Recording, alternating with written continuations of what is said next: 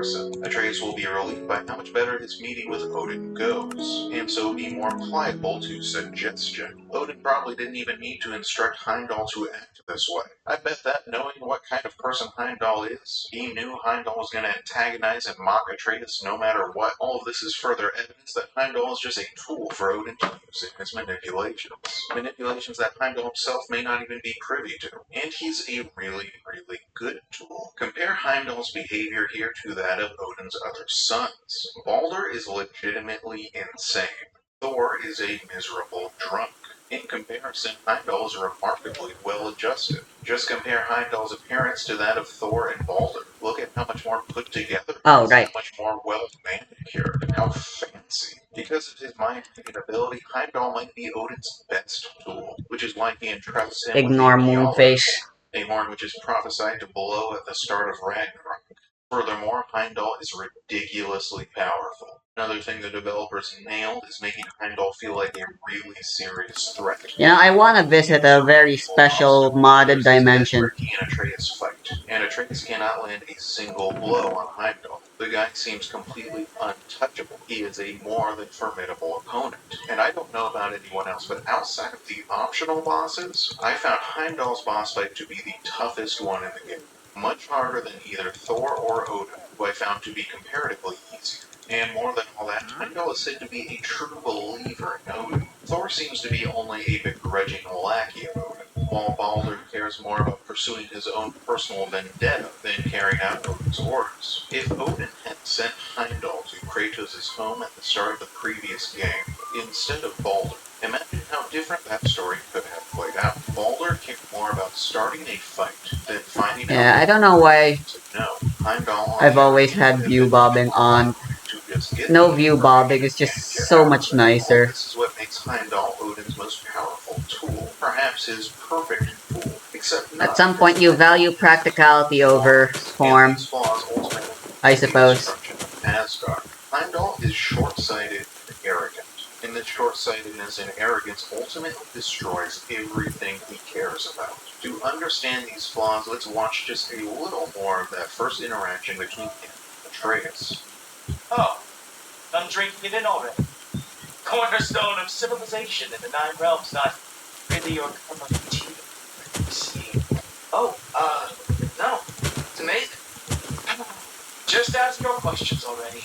How did you know I had questions? It is my job. What is your job? I protect the realm I'm from trouble. You think I'm trouble? You just met me. And I can already see you are eager to prove yourself. Way too eager. Probably due to an overshadowing father figure you can never look to. Good guess. I will also guess that you are disrespectful, entitled, impulsive. You don't know me at all. I help you. Oh, you are here to help people. No. You are here to help yourself. To manipulate and lie to whoever you have to get what you want. I know you're young. Your voice probably dropped when you were climbing the wall, but what a twisted little soul you have. You are chaos in a spiffy archer suit. I watch your mouth move and I see cities burning. Cool to burn. Who loves me the most? Who loves me the most? Wow, that's almost as impressive as Baldur taming a dragon. Baldur should not carry out that burn. I outthink them. Dominate them this way.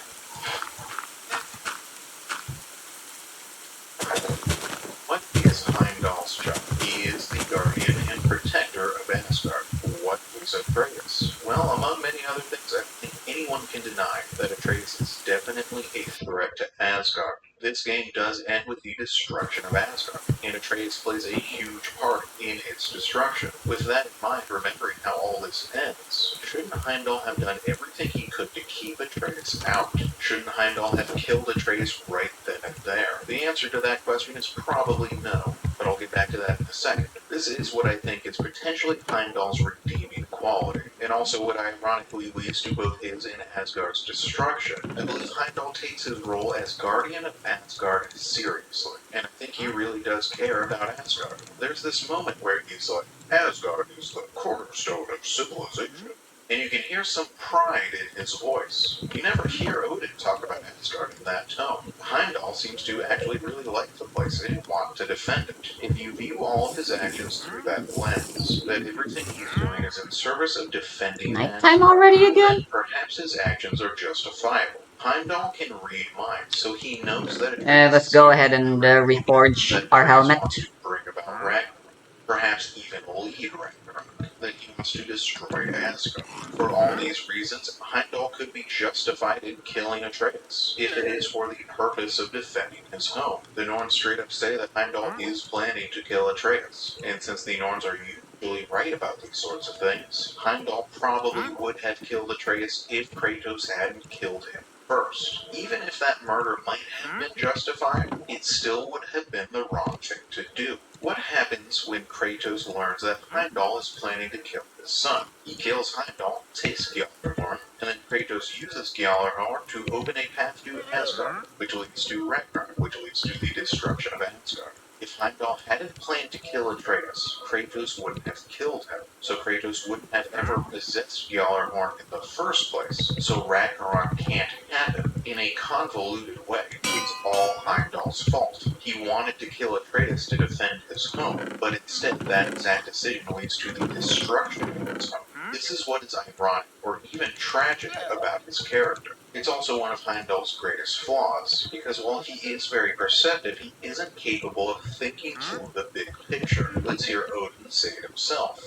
Till you've met Heimdall, he reads minds. The boy is false, all father. This young man, who is my guest, is covered in mud. Here to explain. He means to betray you. Is that true, Loki? A little trickster? I'm just messing around. Of course he means to betray me, huh? Heimdall, why else would he come? You clean yourself up.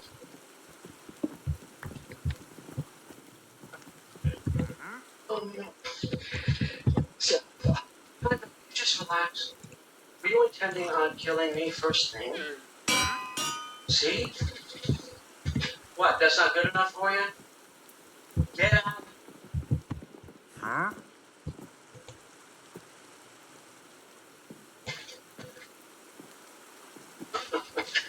He's a lot, I know. Very perceptive, but sometimes he just forgets to think. You know? First, notice how Odin introduces Heimdall. He reads minds for me. Could you imagine if your father introduced you to a stranger by saying something like, "This is Billy, he mows the yard for me"? Like, come on, what an asshole. But we've already talked about that aspect of the relationship. Instead, notice how Odin describes him. Very perceptive, but sometimes he just forgets to think. That's exactly what leads to Asgard's destruction.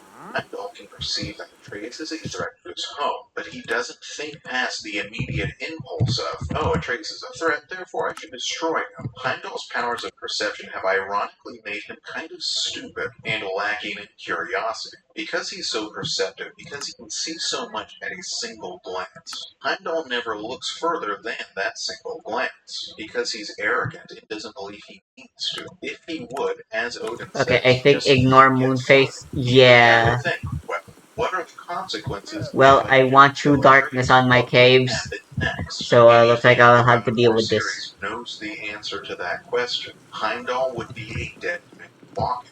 Because if you kill It's someone who very truly scary. cares about, you kill Again, I don't know what it is just about go ask Minecraft the three specifically, because pantheon I don't gods. feel that You scared. can't, because they're all freaking dead. Heimdall is incredibly perceptive, and also an idiot who does not think through the consequences. When I'm in the fucking deep dark. That alone probably In would not Zelda. lead to the destruction So of what the Asgard. fuck? Instead, it's his arrogance combined with his short-sightedness that seals both his fate and that of his home. Let's watch when Heimdall takes a trip with Atreus and Thrud to Helheim. I forgot to mention, Heimdall will be joining. What a privilege for all of us. Oh, hold up. You don't want to walk into the blistering cold of Alpine without this. Every loud. It keep you nice and toasty. You're welcome.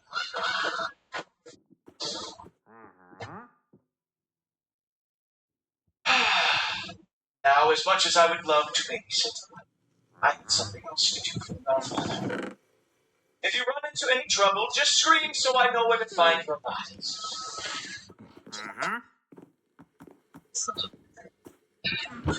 So Odin told them that Heimdall would be joining them. Then, literally as soon as they get there, Heimdall leaves. That's weird, right? Why would Odin say that Heimdall is joining them if he's actually not?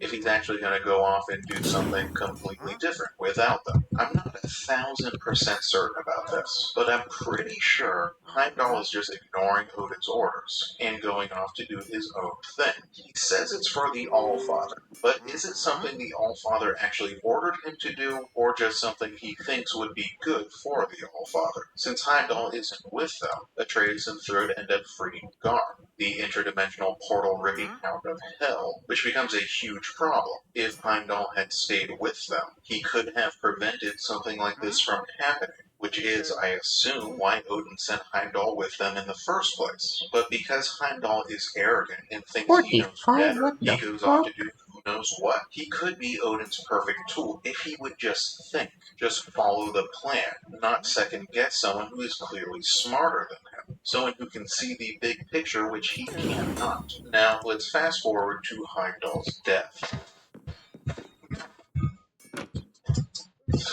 Completely in the lethal position. What is it? No. It isn't Queen Mistletoe herself. Hilarious, by the way. In a while. I'm done. And you must be the little half-breed's father. Lucky day. You have a lot to answer for, sunshine. You too, Trina. Better at traitor than Odin's lapdog.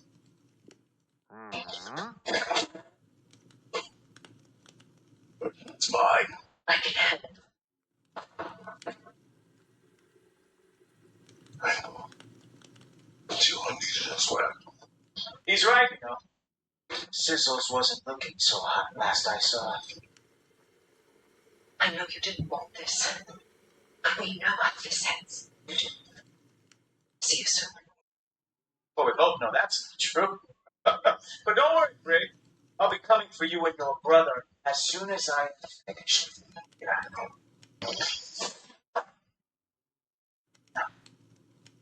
What you got?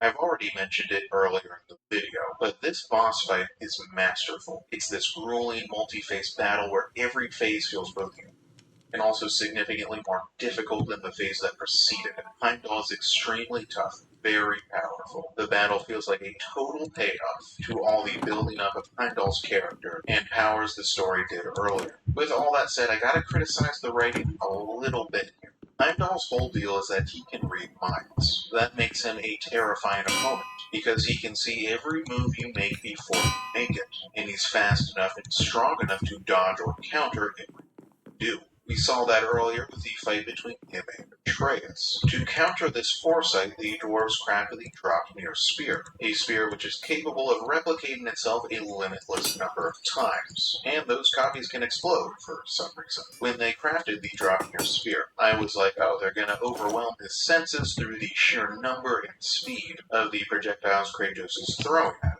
That's how they're going to counter his mind reading. Like, maybe he can predict where 10 throwing spears are going to go, but can he predict where 100 of them are going to land at once? But that's not how it goes down. Instead, they just sort of surprise him by blowing up one of the spears in his hand. Go on. What the? I feel your frustration.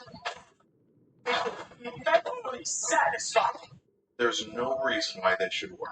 There's no reason why Heimdall should be surprised by this. If he can read Kratos' mind to know when and where he's going to throw the spear, why wouldn't he be able to read Kratos' mind to know that Kratos is going to blow up the spear? I think this is an example of where the writers made a villain a little too powerful. and then they had to break the rules they had established so the protagonist could stand a chance of defeating him. But whatever, no story is perfect, and it's still a fantastic boss battle. Anyway, I have a question. Why is Heimdall here at all? Shouldn't he be at home protecting Asgard, keeping Gjallarhorn safe?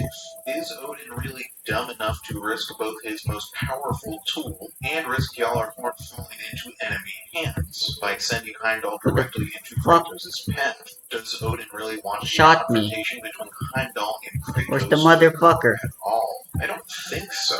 Obviously, I can't know for certain, but I suspect this is another case of the arrogant Heimdall deciding he knows best, deciding for himself that he can serve Odin better by doing whatever he wants. Fast forward to the end of the fight. Kratos defeats Heimdall, and because Kratos is a changed man, he offers Heimdall mercy, and watch what happens.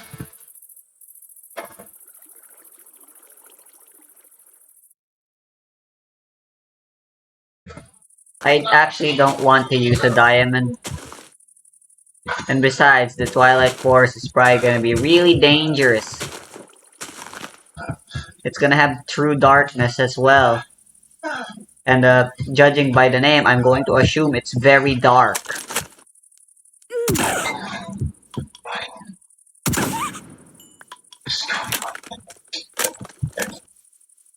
Oh, you are going to spare me out of pain. Let's go, you little. Is this about the little runt?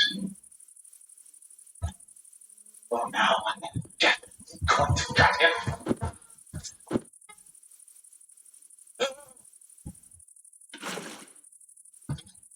This is your final warning. Don't think a warning's going to cut it. You think you get to just walk away? No. Still want Unbreaking.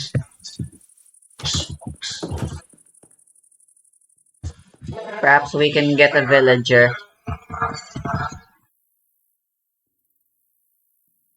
You get to decide. You are dead. Fetch.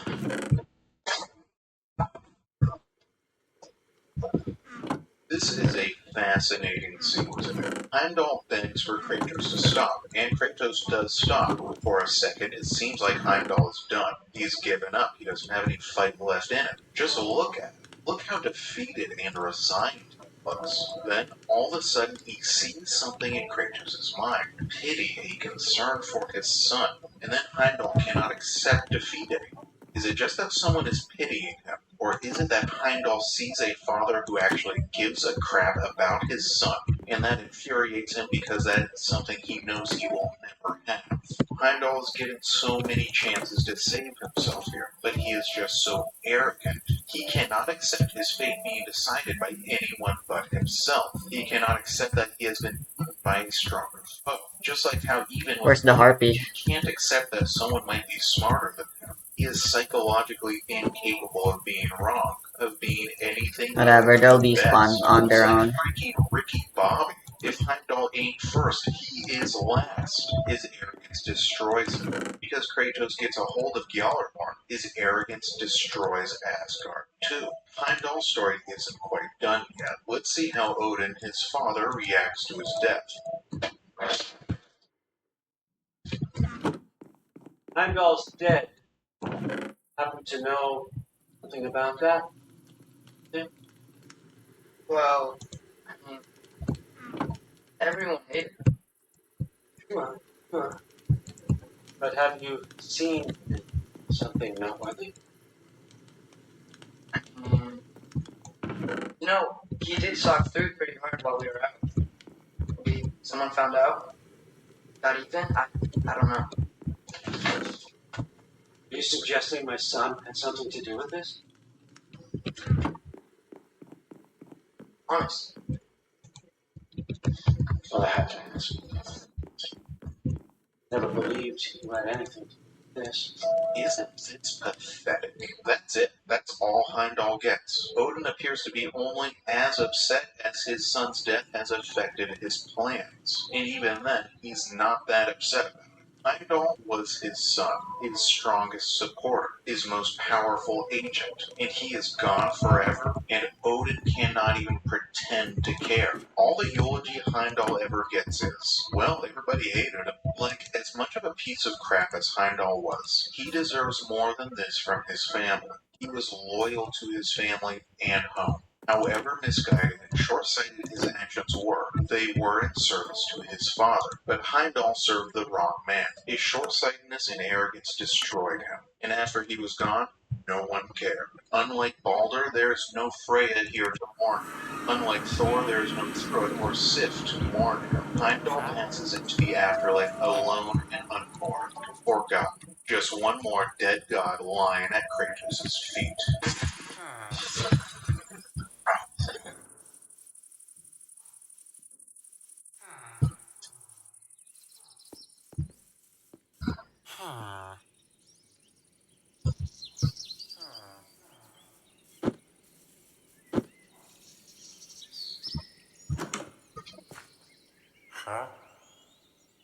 There's a librarian somewhere.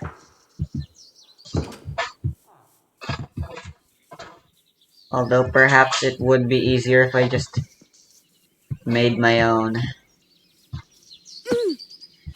Dangerous. Not wasting your time. I don't know if we have taken fate or fate's big enough.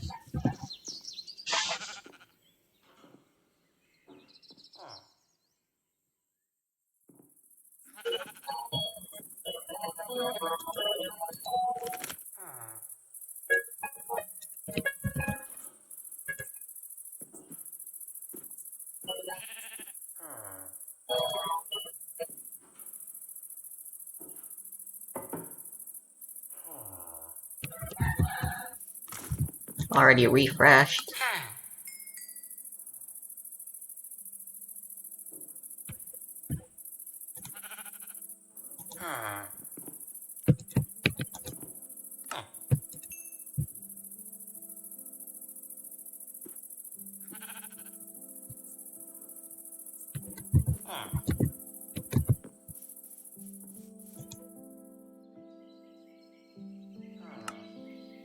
Let's go to Gloryville.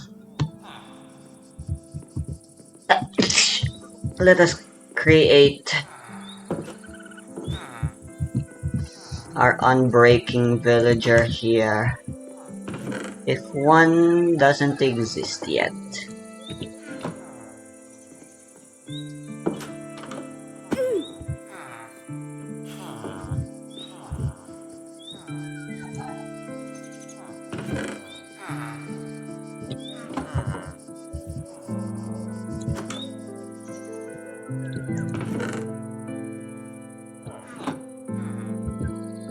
Fletcher, you're gonna love this.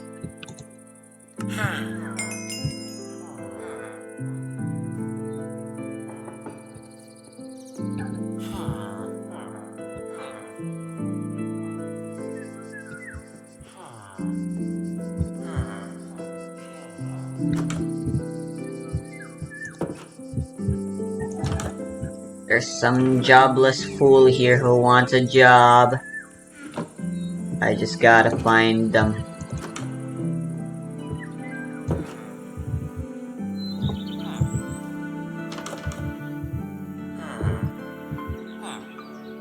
Rudolph or Valencia?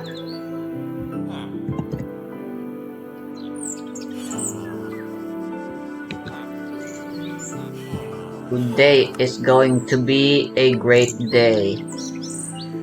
For you two, for either of you. It could also be the worst day, depending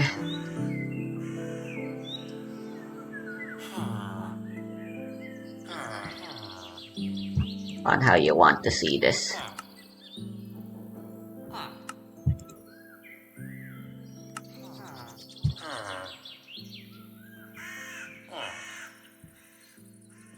But a job opportunity just presented itself.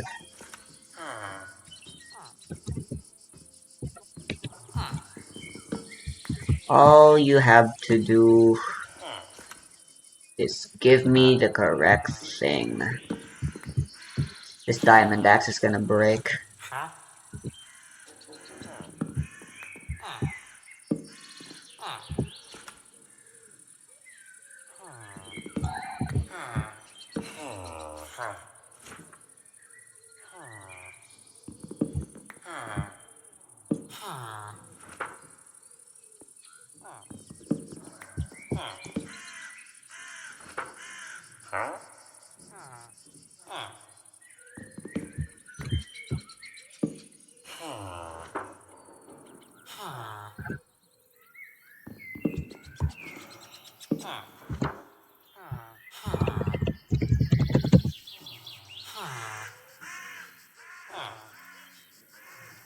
Yeah, they're tradable.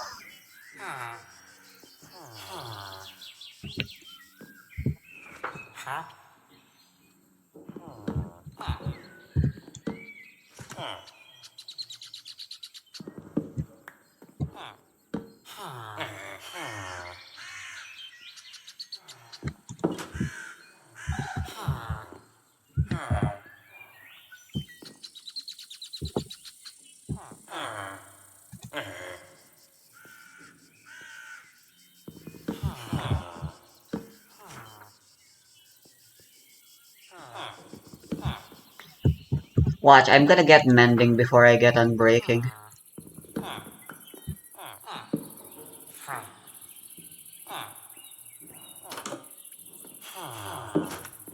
Oh, I guess you heard about the job opportunity here, Chandra. You're in luck. The offer still stands.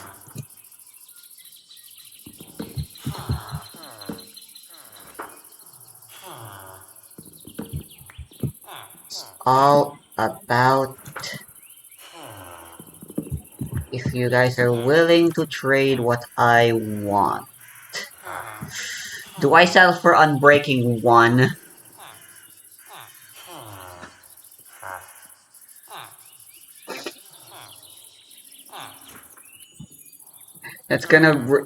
I'm going to need to buy so many.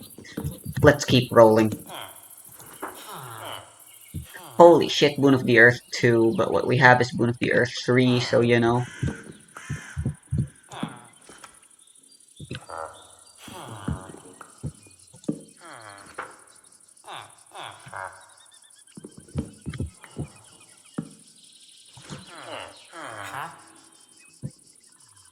Cool.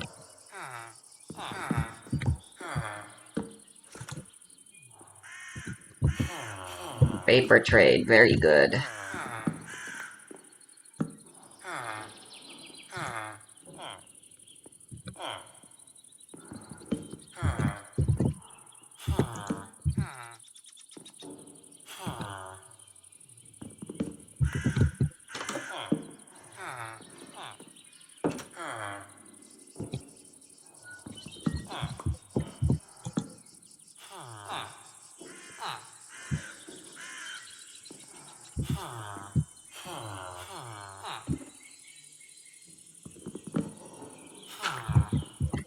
Not you three are gonna be trapped in here.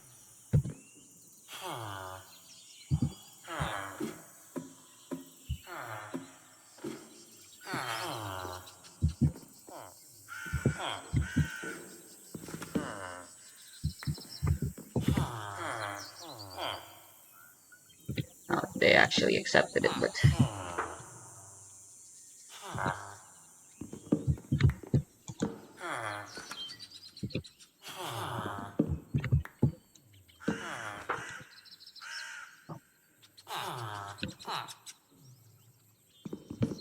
Oh my.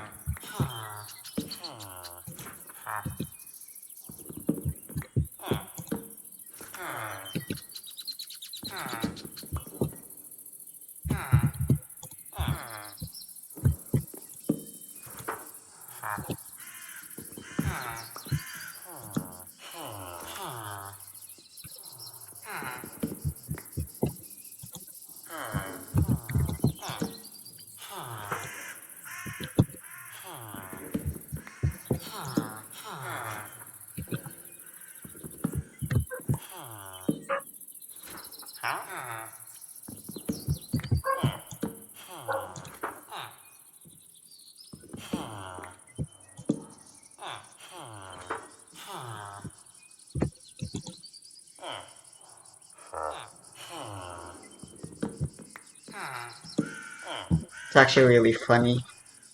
Very cute.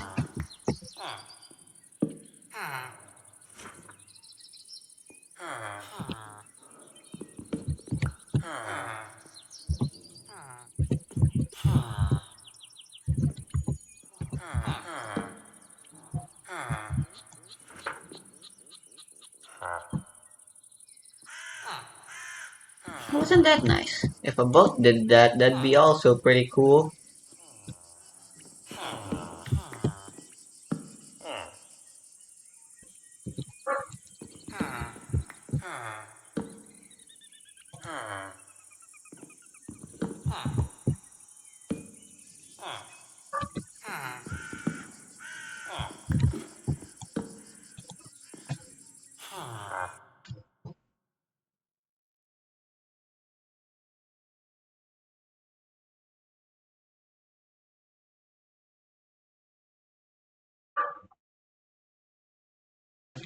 It's a deck that looks really good in YouTube combos because they can be like, here's the one card combo in a deck that's almost all garnets. So what we've learned is their strength. Wow, what did I fucking say? Holy shit, why is it so cheap? Malicious, once thought to be the huge strength of the deck, is actually just a weakness, and only a couple things are even worth considering. That's their access to the Neo stuff and maybe D. So why am I wasting time on this? Well, one, I'm hero, and two, they do kind of use a light-themed connect.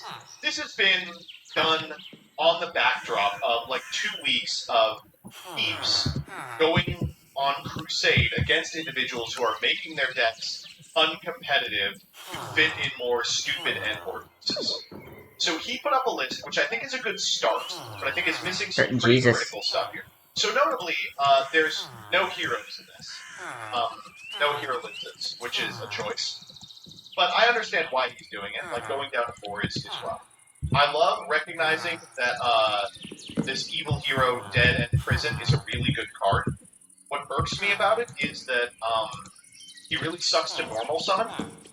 You could normal summon Vion, which does almost the same thing as this guy, and then get him off a special summon that's super accessible, which is this spell that can be searched by Light Beam, which can in turn be searched by Track. He included Maui for reasons that we'll get to in a little bit, but to me, building a hero deck including Maui Wow. is just asking to lose all the Mending things again. that a normal hero deck does. Right? Like, the reason to redo the hero I deck swear these villagers. and then the rest of this, I think, is reasonable. This Neos Bubble Man, I hope we don't have to play. Hope we might have to. One thing I think he's missing is how the stupid fucking Super Poly interaction works. He's on Super Poly, and then he's on 3 Super Poly targets in the board that he can't summon. Usually the way you're getting to Super Poly is using Infernal Rider to set it. What the? Doing that locks you into heroes for 2 turns because they want you to get to a Neos Fusion, then Super Poly into the Evil Neos Fusion, and then take an additional card.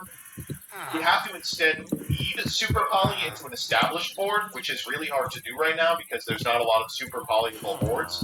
But after doing that, you would just be cut off of a significant number of your effects, notably the Crossy and the Infernal Devicer. And finally, like, his concept for this deck was he wanted to play more non-engine, right? But at the end of the day, this is playing 15 non-engine. One of them is Call By. 3 of them are Super Poly, which is searchable as part of the mainline combo and otherwise pretty useless because the spat of decks it works against is way small. Let's begin kind of from the end on this. Let's start by thinking about the non-engine. What non-engine do we want to play in this deck? Well, one more weakness that I didn't put on the paint thing, so we'll do that real quick, was that you can't play good cards. Because so many of the things lock in such frustrating ways, it's really difficult to play the Mischievous or Nibiru,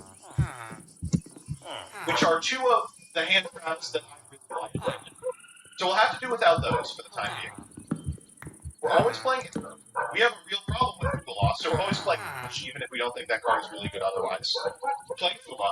And then Dang. the hero is played Forbidden Droplet. It just lines up really well with their suite of monsters that kind of want to be in the graveyard. I'm going to put it on the side for now. I'll put a pin in that. Maybe. Okay. So, the Dusted Gold ER Playmaker. So dusted gold on activation. Search a Dark Fusion or a card that mentions it. So when it comes to cards that mention Dark Fusion, we have Evil Assault, which is really good. Discards a card at level 4 or lower Evil Hero from your deck, and either add it to your hand or special summon it, and then you are locked for the remainder of the turn into heroes, right? This is a really good card. And the target that you want to be picking is almost always this guy, Evil Hero Dead and Prison, which allows you as an ignition to send a hero from your deck to the graveyard for cost. What do you want to be sending to the graveyard? Usually you are going to want to send either Sinister Necrom, so you get access to Infernal Rider, or Shadow Mist. What I like about these cards is that all three of these cards look like bricks, but they're not. Because Yes. you get a discard for Evil Assault, you can get into the graveyard really easily, and because they are heroes, they can be material for a poly that you'll search later in the combat, right? Now, since our big playmaker is Evil Hero Dusted Gold, we're going to max out on it, and we're going to max out on Searchers. So let's fucking play Beatsmith Track, alright? If we're playing Beatsmith Track, let's consider playing the Searcher for Beatsmith Track. And if we're playing that, we can play this, we can play this, we can play this. And then, I hate to do this, I think I really like Vion. Vion 2 poly, it's important. Vion sends a card, it can be Shadow Mist, be Necrom. In a lot of cases, it's going to be a Dusted Gold, so you have another Light Fiend for our Engraver. For the moment, I'm going to try No Straps. This is already a lot of normal summons, understand that, right? Let's put in a Neos, because we need him. Let's put in... There's also some other just random shit we're missing. Favorite Contact. But again, this is step 1, alright? It's very possible we can change a lot about this. Dark Fusion. We have to pick our Dark Contact target, probably Supremacy. You're probably still on Miracle. Oh, we should play the Super Poly. Still a lot of cards we don't want to draw. More than there was. So 13-ish non-engine. Depends on how you want to classify Engraver. You probably shouldn't classify him as engine, because that's what he is. But yeah, not a lot. Alright, let's do the extra real quick and just see how this looks. Can we play Infernal Devicer? If we can't play Infernal Devicer, how do we get to Favorite Contact? Sad that you guys lost Isold. Isold would solve this problem. Yeah, Isold would solve this problem. Peeps played Foolish FD to dump Neos. But it will also create a lot of other problems. Vion sent Neos. Aerial here? That's unfortunate, isn't it? That Yu-Gi-Oh! Fucking hates good card design. Beat monster from deck to grave. We can send Sinister Necrom. Infernal Rage. Got Beatrice being legal to solve all this shit. Shining Neos Wingman, Neos Lord. You know what? I should go commit murder. Fuck, how do we solve that? Not working. Oh my god, wait. Yeah. Yeah. Yeah. Can we tag before? We can even get a guy to tag out. Have to do it this second. Okay, see, now this is actually a winning setup. Hold on. This is actually a winning setup. Okay, so what do we have changed here? If we can get this every game, then we're winning. But the things we also can get are some 3 with Air Eater Fiendsmith sequence. Like Agnum Day, make a ballot. So we can play her, Agnum Reborn Engraver, plus Air Eater Revive, yes, Caesar. I can't believe how big that Air Eater Revive was. Thank you so much, chat. Let's give this a test. Fuck this up. Hit the backwards. It's a dark and light. So we were supposed to pitch it in for. Okay, well obviously we're meant to keep target. But that's super bad. It still works. Let's go back to the let's clean this up. Okay, certainly we don't play the Beatsmith crap. That was a mistake. We could probably cut 2 of the Dead End Prison. Technically we don't need 3 Vion. The problem is the next cards you play are like it would be so easy here to be like div, Bistio. And I think we are going to do that. This is kind of cute. it's a little adorable. The Bistios for Called by and Talent. Oh, they're so pretty. I think that's probably right. Okay, screw the Aqua Dolphin. We want to play any other just like general guy. Typhon. Oh, that's actually probably should play Typhon.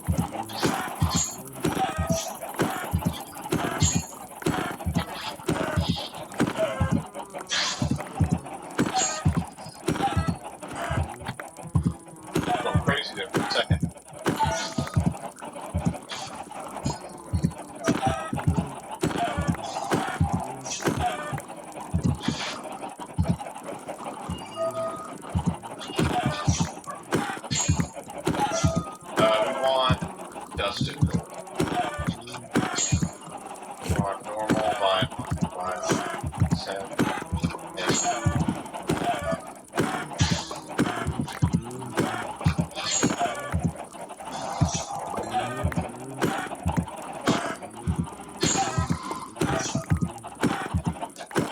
Dark Supremacy are really hard.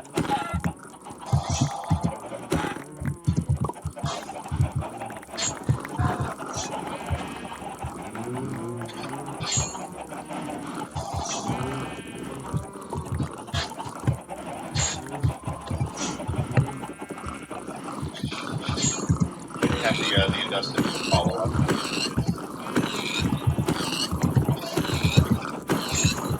This is a cool place to leave it for now, I think.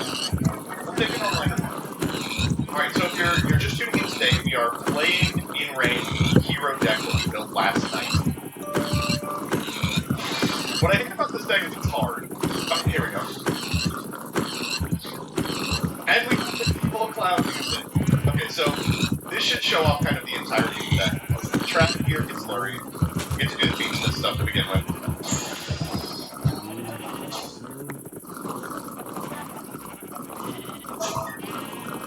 We'll grab Lacrima. Lacrima effect. Ascended Graver. Graver. Requiem. Necro. Nib check? Nib check? Nib? Nib, nib, nib? No nib? We're going to sequence then.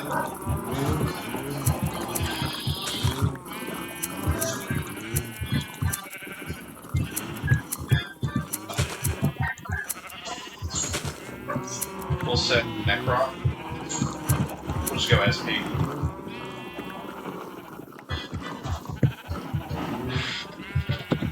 Alright, let's start trying to make it happen. Necron will grab Infernal Rider. Rider effect will grab Dark Fusion.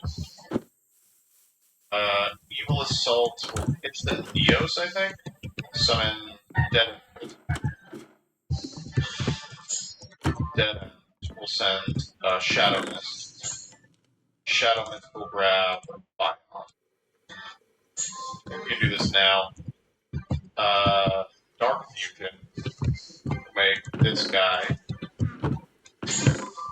Backfire will grab Supremacy. Bion. Here's where we would usually send, what's his name? Neos, but just good to get another light beat in the graveyard. We have to banish Neos here. Poly these two assholes away. For Sunriser. Sunriser. Grab Miracle. Activate Miracle. This guy. Him. Grab Favorite. We just set 4 and pass, right? Yeah.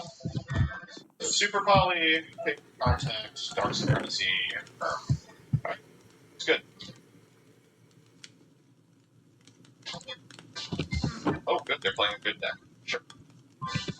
If they could activate something like a Harpy's Feather Duster, we do lose on the spot. Okay, this is good. They go X, they go CL2 Mirror Logic target SP. Forces the SP, but banishing the X here is good anyway. I think I can be too mad about it. Ice, that's their normal. They're gonna go Ice for X here. No, they already resolved X. It's good that they specialed X for Mirror Logic here. Cool, because now they're like down on guys. We can go Favorite Contact. We'll grab Shiny Neo Swingman, shovel these two back. Here he comes. Neo Swingman effect. Pop the board. It's fine. Throw another Ice. We're gonna let them extend a little more. I want to get the Super Poly. Like, the Super Poly here is good, it eats the whole field. But I want them to, like, they already have follow-up, they already have extension. I want them to get a little further. So go Detonator here. Guess you have to go Super Poly. This is like a whack-ass Super Poly. It means they have to extend a little farther before Neoslord is on. But I think it's okay. I'm holding this Dark Supremacy, like, depends on it. despite the fact that I'm way back into the game. That's a good ass card. Okay, so we can go Ingleva here. Do this line again. We could go with Braver to send the X. Is that probably worth our time over the Lacrima? I believe so. How close is this to lethal? It's gotta be pretty close. Sequence here, make Desiree. That's pretty good. You just make Agam Day here, and then you go combat and you do this in combat. Can I trigger the Desiree here? Yeah, okay. Sure, why not? Alright, so we just go combat and we activate this in combat? That seems good.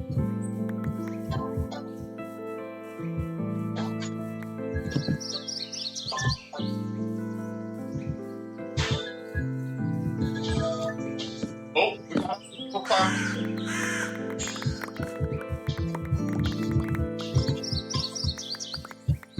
We got out of the evil clown music, what? Oh! I forgot to put it aside now! I mean, I don't think we need more. Like, I want all these cards going second. What's the right seal? I'm gonna be honest. Get perfect! It's gonna be a Fua ass game. Oh, ice. Oh, shit! Oh, okay.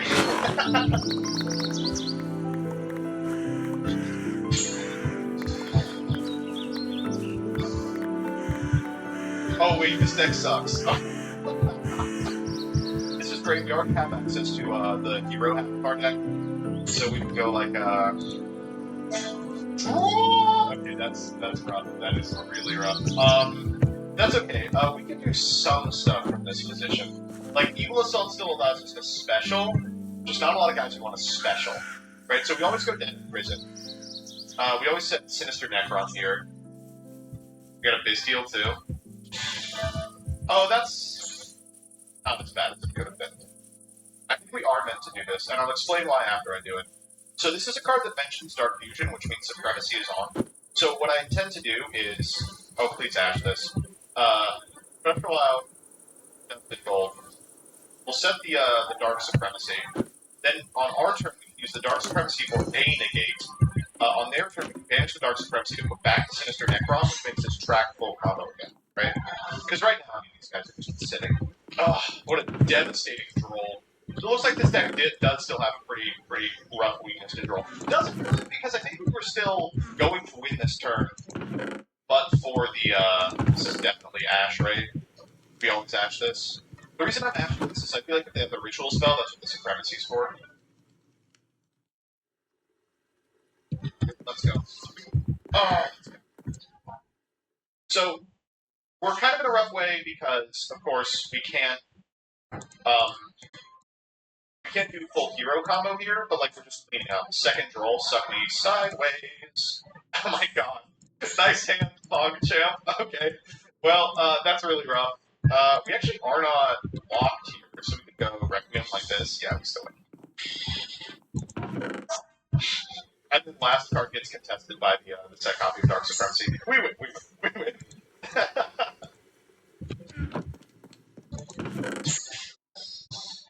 I haven't done math. I think this is lethal. Gotcha. That's, I'm not gonna lie, that felt really good. Yeah, that does it. 78.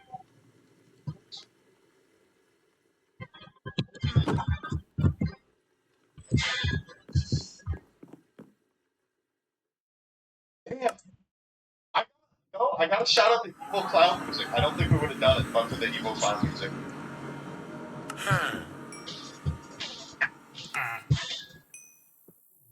Yeah. Great. Oh!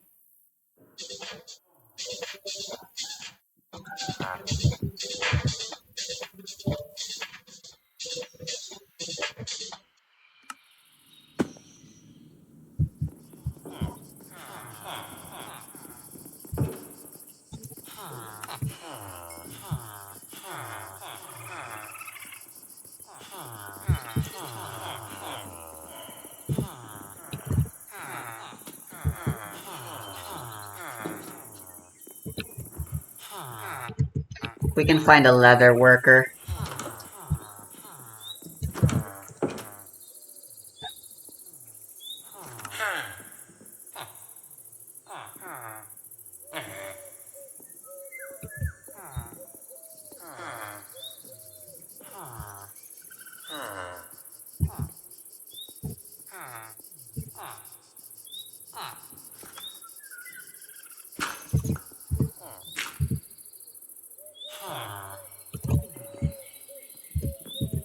Where's the other guy?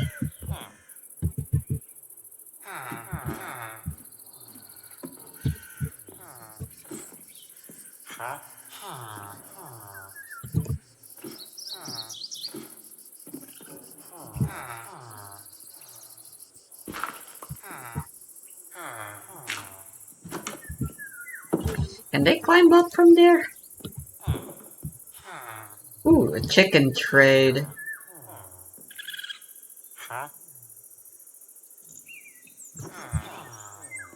Honestly, not bad.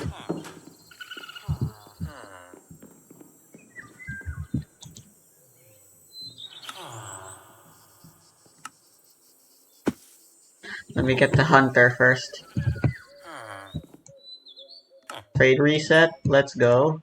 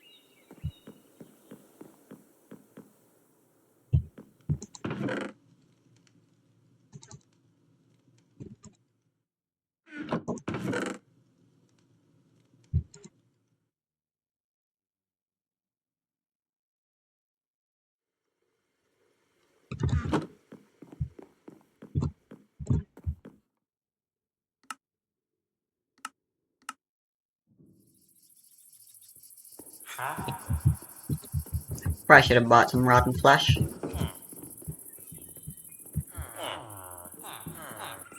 Cool.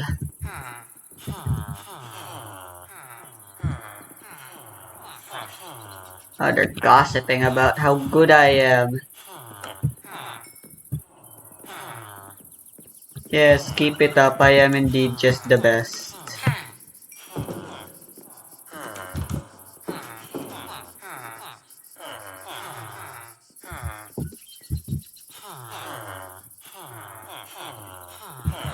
Everyone loves me.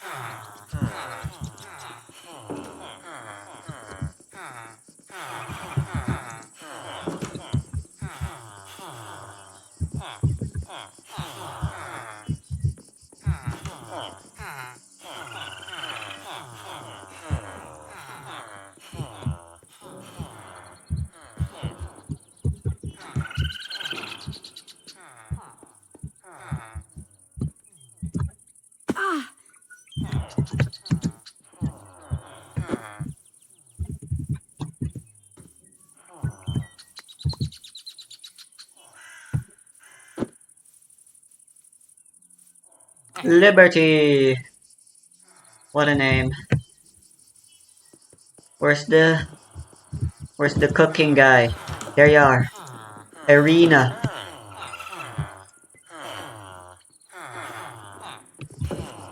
Oh, you should have told me you were trading for pork too. Oh, Alejandra.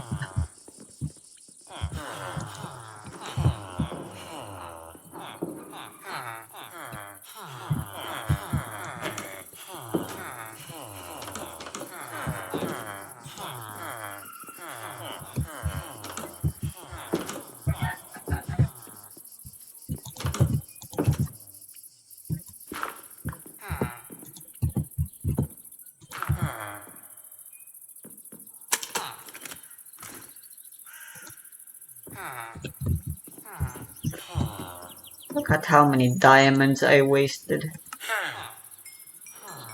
Because I got a shitty ass deal.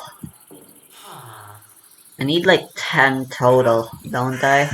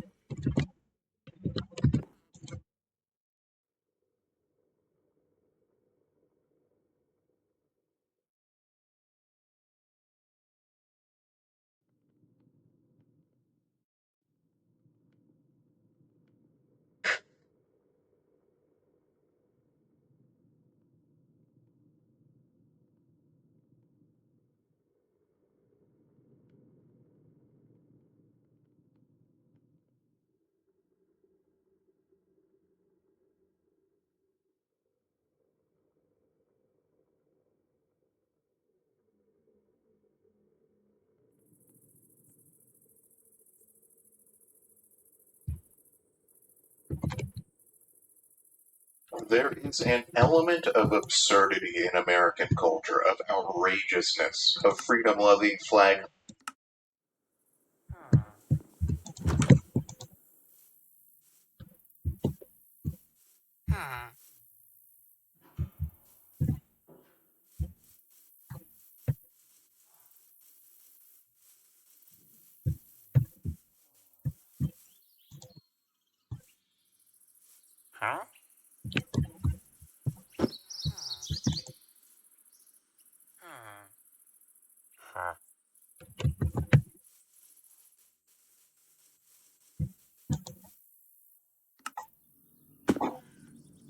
I forgot to bring the rotten flesh again for Trenton. My bad.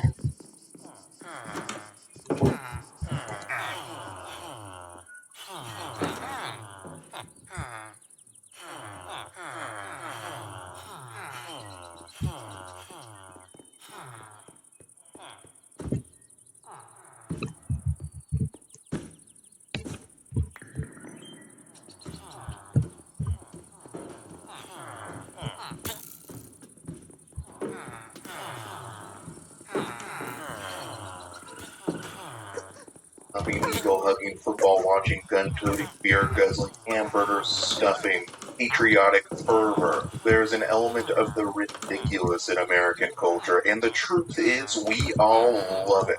I remember my first time tailgating at a college football game and watching a bunch of fat, middle aged freaks, getting piss drunk on cheap beer, slurring along to John Denver's country roads, waving both glitzy flags and drizzled wieners in each other's faces, shoving greasy grilled cheeseburgers and hot dogs down their choked throats, watching in awed astonishment, and thinking to myself, what a goddamn country. God bless America. And that's Senator Armstrong.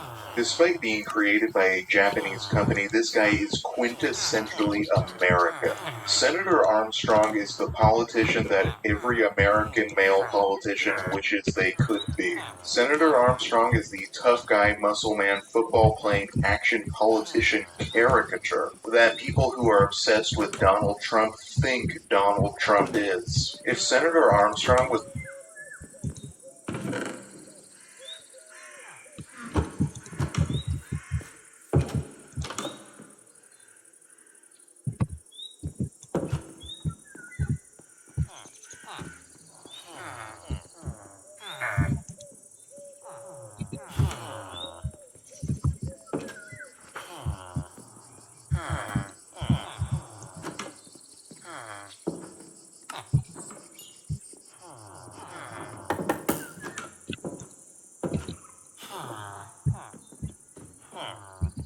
a real person, he would get votes. The American people would love this guy. Would love the grandstanding, the showboating, the self-aware absurd.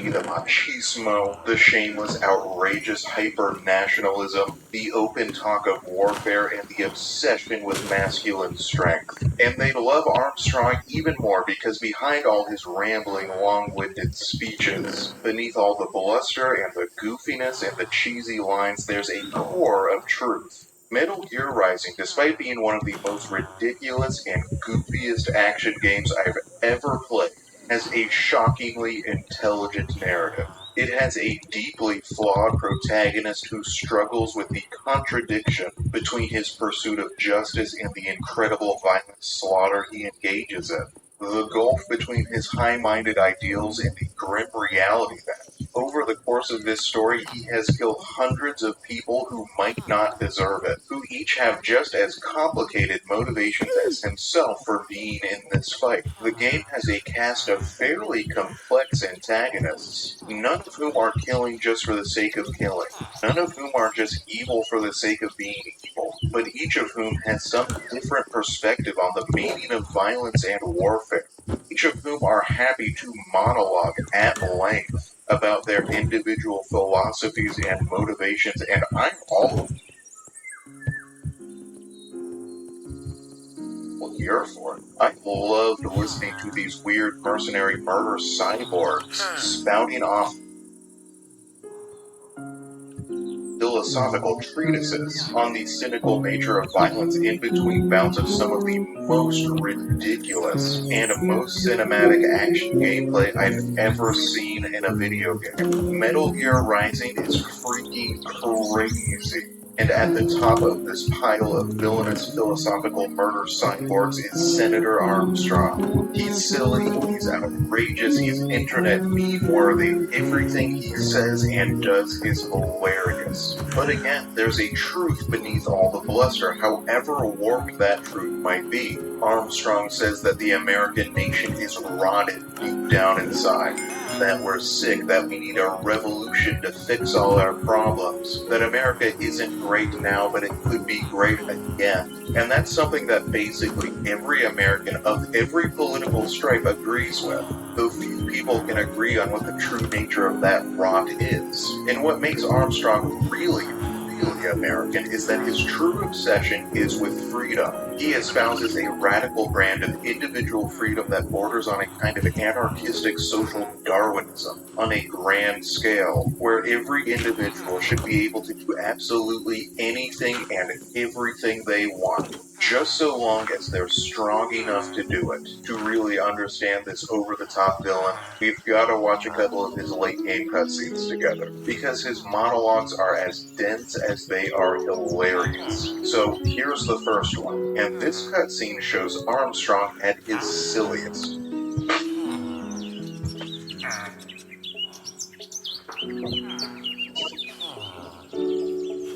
Well, if it isn't Saucy Jack. Just a little too late. That's control. Armstrong. Impressive little toy. And it's here.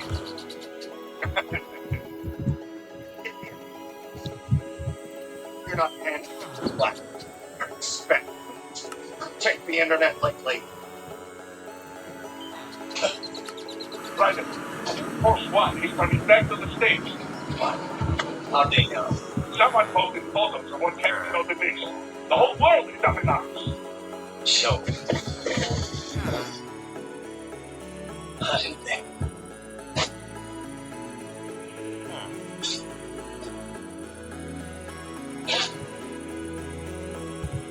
Story lately, the Marshall's plan is ruined. The hell it is. Look what they're saying. The story just went live, and already they're calling for blood.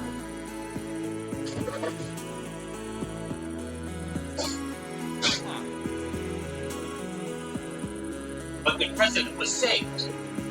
And yet American blood was spilled. 5 members. Besides, a few dozen soldiers is trapped. But nothing to start a major war over. That's just a spark, son. The excuse we've been waiting for. America's wanted this war for years. The Patriots, they knew what was good for the economy. For years later, their legacy lingers on. The memes. They left us their right animals. Nationalism, unilateralism, materialism. Welcome maxims for those with no faith, without guiding principles of their own. Give yourself up to the whole. No need to bend yourself. The only value left is dollar value. The economy. So we'll do whatever it takes to keep it coming along. Even more. Especially war. Bullshit. The Patriots planted the seed. We don't need them around to filter and filter their memes any longer. We're spreading them just by ourselves. Every American man, woman, child. Some Patriots now. We just need something to jumpstart the economy out of this funk. This recession has been stuck in since the fall of SOB. And the military costs, wasting billions is going to help the economy. DMC's arms manufacturers, don't create a gap. All those workers spending money, paying taxes. Trust me, a little more can work wonders. So the years with some innocent blood is it? Relax, Jack. It's a war on terror. Kill civilians. Extremists, lawless gangs, bad men. Of course, that would have to include you. Every single individual one of this guy's lines are so fun. He actually opens this cutscene by stomping out of a giant death robot, casually taking a puff on a huge cigar, and saying, well, if it isn't Saucy Jack. This guy is awesome. Another key element of Armstrong's character is his ability to manipulate internet discourse, and through that, manipulate popular opinion. And through that, he can manipulate the course of events across the entire world. He understands that internet culture is all about appearances. It's all about shaping a certain narrative. It's all about fomenting an emotional outrage that can fit inside a narrow 280 character limit. it, Armstrong is a villain who uses the most modern of all propaganda techniques, social media, to further his schemes. When I say that Metal Gear Rising has a surprisingly intelligent plot, this is the sort of thing I mean. Armstrong is a ridiculous, over-the-top caricature of a sleazy American politician, but he's also smart. He's a modern villain who knows how to make effective use out of modern tools. Also, notice that line. America's wanted this war for years. There is some truth to this line, and it doesn't even really matter what war he's referring to. Along with the absurdity and the ridiculousness, there's also an element of war fervor in American culture. The military is central to our culture too. What's the point of having the biggest and most advanced military in the world if you don't get to throw your weight around once in a while? Armstrong combines these two elements of American culture, the ridiculous with the war fervor. And aren't these such a dangerous mix? These are two elements you want to keep as far away from each other as possible. You wouldn't ever want to see Bozo the Clown driving a battle tank. Bozo the Clown has no business piloting a fighter jet. But in America, these two things, the ridiculous and the military bluster, are married to each other. They are inseparable, and Armstrong's character reflects that. And then Armstrong speaks to the great cynicism in American culture, which is the suspicion that we don't have any ideals at all anymore. That all we really care about is money and making as much of it as possible. All our isms are meaningless in the face of dollar value. I can't believe this character was developed by a Japanese company because they're totally nailing it. I love the animations in this cutscene. Watch the way he swings his arms around while he talks, his big stupid poses. Armstrong is as hilarious as he is dangerous. There is a charisma within comedy. It's hard not to love someone who can make us laugh, sometimes no matter how deplorable their ideas are. And he presents a pretty succinct description of the American war economy. When people talk about how much money this government wastes on the military or on this or that world conflict, the really insidious thing is that we're spending that money on ourselves. We're giving the money to each other. Much of it stays within the American economic system. It's not just the rich who benefit from this. Not only do we get to pay ourselves a bunch of money, but we get to feel good about taking down a bad guy too. It can become a vicious cycle of business interests, idealism, and bloodshed.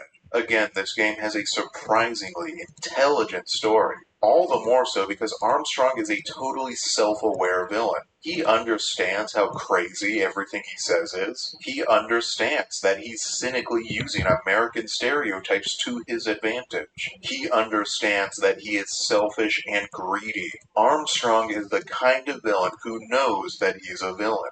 Alright, so after this, Raiden destroys the giant death robot. Then Armstrong marches out and beats the crap out of Raiden with his bare fists, while spitting out some more hilarious one-liners. This is another thing that makes Armstrong a great villain. He's tough, he's strong, he's threatening. He can kick our hero's butt. As he says, he's not just some beltway pansy. He says he could break the president in half with his bare hands, and I believe him. Let's skip ahead to his next big speech. And this is a really long cutscene. You're not going to hear my voice again for like 5 minutes. As you watch this very long cutscene, and you hear Armstrong explain his true motivations, I want you to think about a question. Could Senator Armstrong get elected in contemporary American politics? And I'm serious. If this guy was running, could he get votes? Is this Japanese video game character so American that he actually out-Americans our real-life politicians? Is he just a clown and a buffoon? Or is this someone that Americans would take seriously? Alright, the truth then. You're right about one thing. Holy shit, what the fuck? That costed me everything. I need capital and votes. Wanna know why? I agree that one day every person in this nation will control their own destiny. Land of a truly free nation of action, not worked through by a committee. When the law changes the superficial, not the other way around. It's the fact of the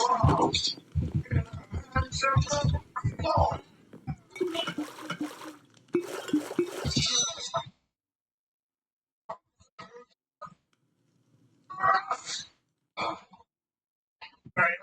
It's free.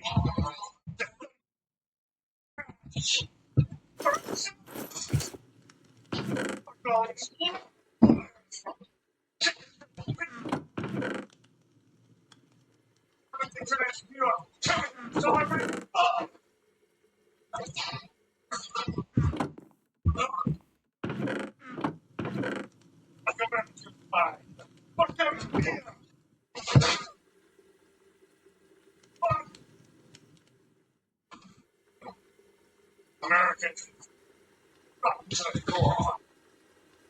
There's no saving it. We need to pull it out by the roots. Like the slave flea. Burn it. From the ashes, it will be the oh, the weak will be purged. The strong will thrive. We can live as a cheap bitch. They'll make America great again. Talking about still. I'm using war as a business to get right. So I can end war as a business. In my America, people will die. For what and for? Not for money. Not for what they're told is right. Every man will be free to fight his wars.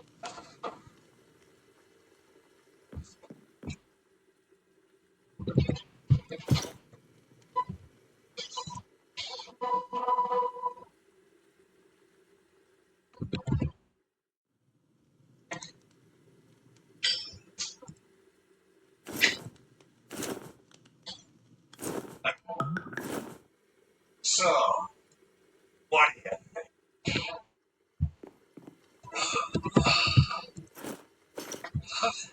To get elected? Well, I don't write my own speeches. You should try fighting for what you believe in sometime, Jack. Not for a company or a nation or for anyone else.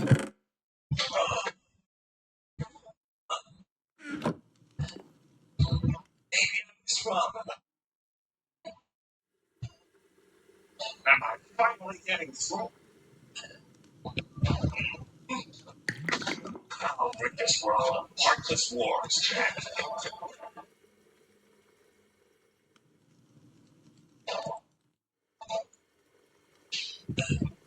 I was wrong.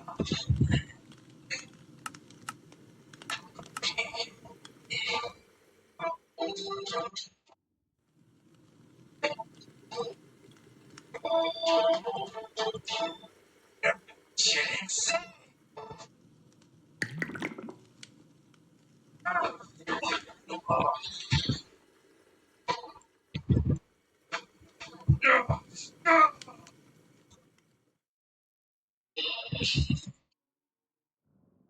My question before we watched that long cutscene was, could Armstrong actually get elected today? Raiden, and through him the writers of the game, say no. Raiden asks, how did you ever get elected? He accuses Armstrong of being insane, as if that is somehow a disqualifying factor in American politics. Metal Gear Rising was released in 2013, and back in 2013, I don't think everyone realized how totally okay the American people are with crazy.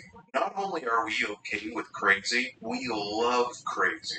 We love getting outraged over crazy. We love cheering on crazy. We love watching crazy on both Fox News and CNN. We love watching clips of crazy on Facebook, Twitter, and TikTok. We cannot get enough of crazy. In today's meme-obsessed and social media-dominated internet landscape, Armstrong's antics and ramblings would dominate the news cycle. It would start with memes, and then it would get serious, and more serious, and more serious, and finally it would become lethal, because Armstrong's ideology would kill millions. Armstrong is a charismatic character, and so there is something undeniably appealing about his worldview here. He speaks of a radical form of freedom, where absolutely anyone can do whatever they want, say whatever they want, be whatever they want. Isn't that exactly the kind of freedom Americans love most? Don't Americans hate being told what to do? We're not gonna wear seatbelts. We're not gonna wear face diapers. We're not gonna take your poison shot. We're gonna do whatever we goddamn want because this is America. Land of the free, no nuts. Armstrong calls for a society built on nothing but personal strength. If you are strong enough to rule the world, then you should do it. If you're strong enough to fight and defeat your boss in Mortal Kombat, then you should have his job. If you're strong enough to carry a woman off the street and drag her into your dungeon, then that's your new wife, baby. His vision would obviously make for a terrifying world, but I suspect that a lot of people would find it at least somewhat appealing. A lot of people would hear this and think to themselves, well, that works for me because I am strong. I am strong enough to do whatever I want if society would just get out of my way. Armstrong talks about purging the weak, but that's a truly insane statement. Because to purge the weak, you would have to purge literally everyone. The fact is, everyone is weak sometimes. Everyone has weaknesses. That's the reason we build families and communities, so that whatever your weakness is, someone with a compatible strength can cover for you, and vice versa. In an ideal community, everyone works to their strengths and no one is destroyed by their weaknesses. But a lot of people either can't or won't recognize their own weaknesses, and so they would find Armstrong's worldview very appealing. I think this message, espoused by a ridiculous villain and an even more ridiculous Japanese action video game, really would find supporters out in the American political landscape. This cutscene also includes my absolute favorite Armstrong moment in the game, when Raiden pretends to be won over by his speech, and Armstrong immediately picks him up and dusts him off. They even hug. There's a charming affability and gullibility in Armstrong's character that makes him seem even more charismatic. He admires strength above all else, and Raiden is undeniably strong. Armstrong is happy to have him on the team, delighted. There is no bitterness within Armstrong's character, no hatred. He is not a villain driven by anger or hate. He is driven by an ideal. And that's part of what makes him so appealing too, so fun. His criticisms of American politics and culture are legitimate. Who doesn't agree with Armstrong when he declares, fuck all these lawyers and bureaucrats. Fuck this 24/7 spew of trivia and celebrity bullshit. Fuck American pride. Fuck the media. Fuck all of it. I agree. Fuck all of those things. But his solution to these very legitimate problems is insane. A far better solution would be a strengthening of communal ties, a focus on all the things that bind us together rather than the things that tear us apart, uplifting of compassion and empathy as truer American values What than the fuck? selfishness and Look greed. at my But I'm shield. getting off track here. Look at my armor points. The battle between It's got a second layer. and the senator What in the reveals that actual source fuck? of his strength are nanomachines coursing through his blood, which I found to be a bit disappointing. Armstrong isn't actually strong. It's not truly his strength. It's the hyper-advanced and incredibly expensive nanomachines that are strong. He's a cheater, just like every other rich person. He espouses a worldview where strength will determine a man's place in the world, but he's not working on a level playing field. He has a need for advantage. It cheapens everything he said. His ideals are bogus. It's not really about strength. It's about money, just like everything else. To end this essay, let's fast forward to Armstrong's death and hear his final words.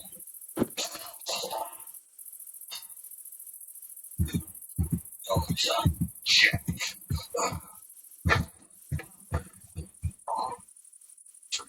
Died.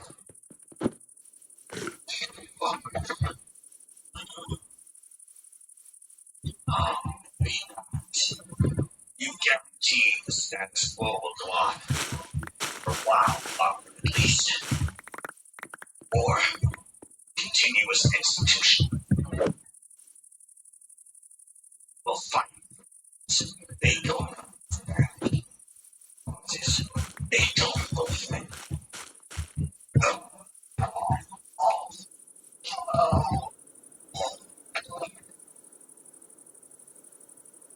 But at least I'll be worthy successor.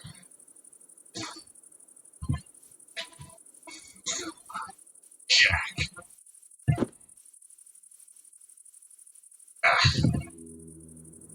Use whatever methods he finish. You don't let legal bullshit get away. Cost of your lives. So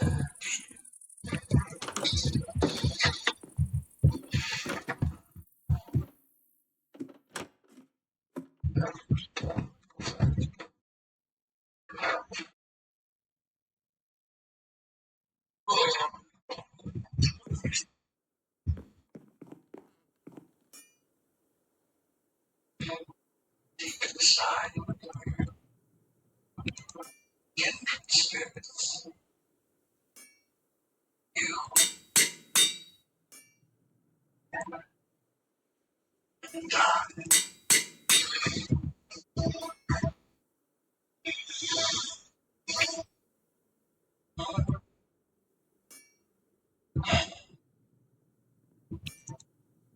Armstrong ends his life with a very cliche, "We're not so different, you and I." This is classic villain talk.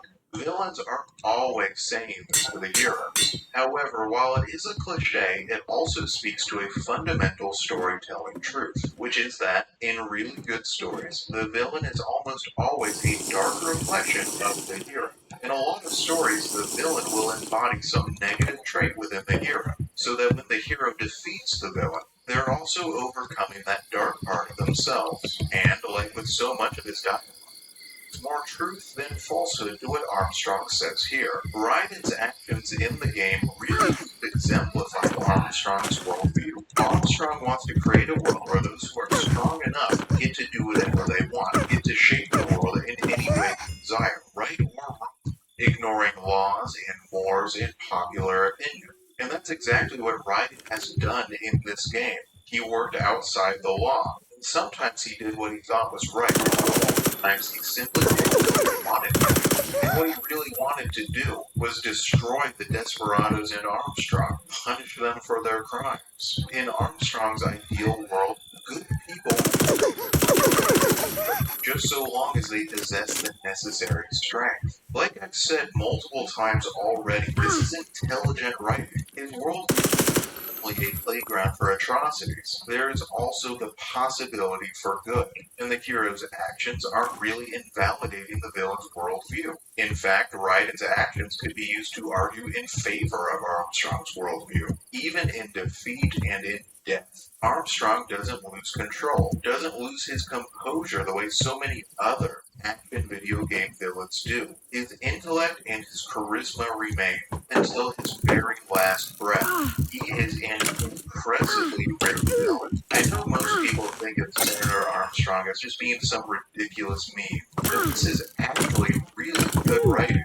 This is a villain who is compelling, who is charismatic, who is fun, who is silly, who has ideals, who has an intriguingly coherent, if completely insane and dangerous worldview. This is a villain who is strong, dangerous, even more so because he is so charismatic and affable. I've never played Metal Gear Rising before, but after playing, I think Armstrong has become one of my favorite villains in the series. And this is a series with a lot of great villains. It's been a long time since I played a Metal Gear game, and I'd forgotten how much I love its wacky, over-the-top, conspiracy-laden, but often intelligent narrative style. It's gotten me interested in replaying the other games. Luckily, there's a new Metal Gear Solid collection releasing this October. So, if there's any interest, maybe I could do a whole series of essays, examining all of the crazy villains in these games.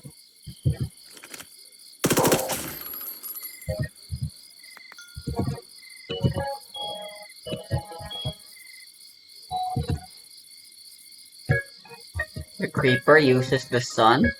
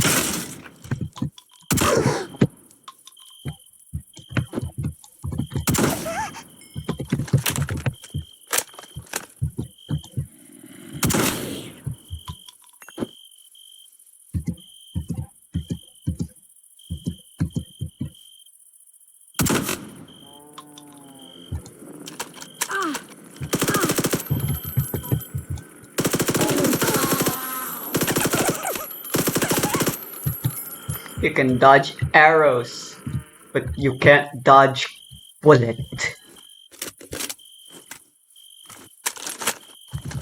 That's a little lame. Enderman should totally be immune to a gun still. They're Toho dodging experts.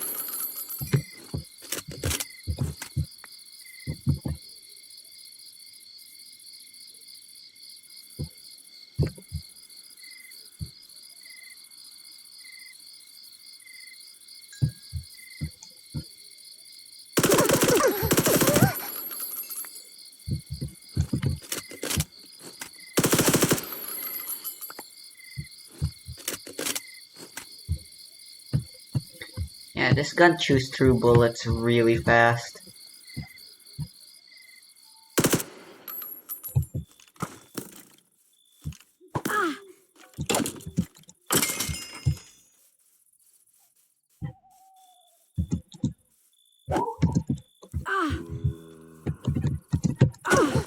Ow, what the fuck?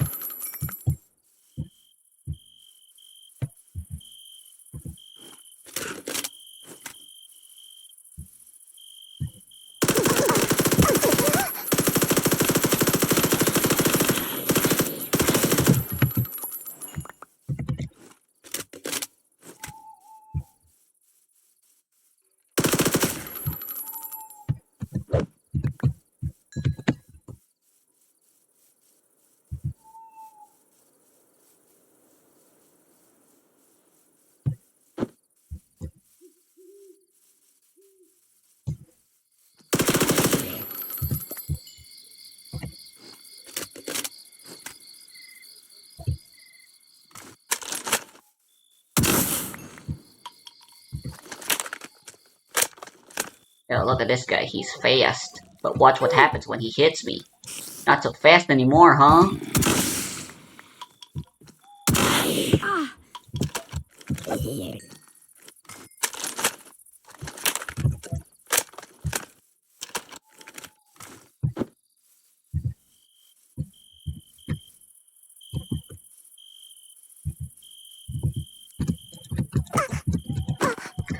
I'm overpowered, right? I have no reason to be scared.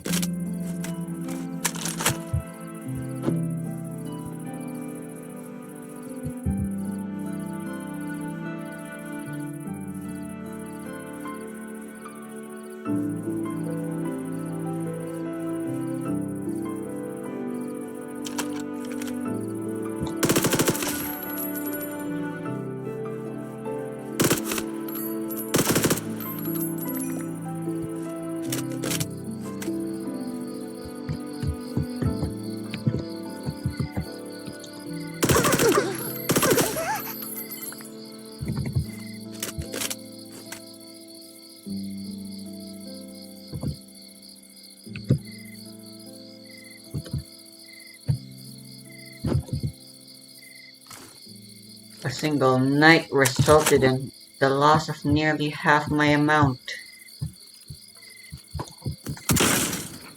SMGs are not very ammo efficient. I think I should get a different gun.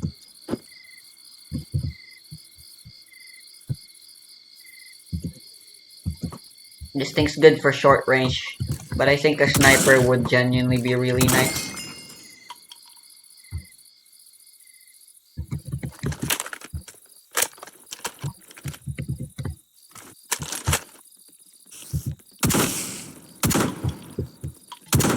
Not that I ever fight in ranged.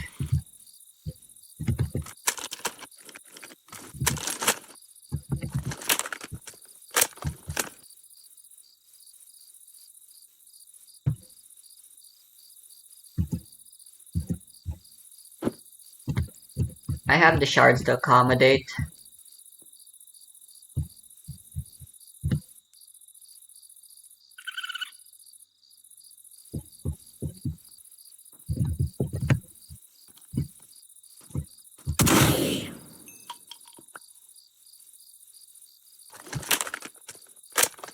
A scope even.